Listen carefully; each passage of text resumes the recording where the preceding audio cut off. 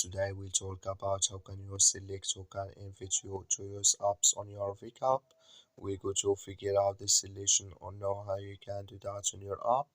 All you have to do, you just go above your photo, click on it here. So then it's going to take you to your profile. Then all you have to do, just go above this sign, click on it. So then it's going to show for you a list like this. Then you click here on settings. Then you come to this list and all you have to do, just click here on privacy here. When you click here on privacy, it's going to take you to next step here.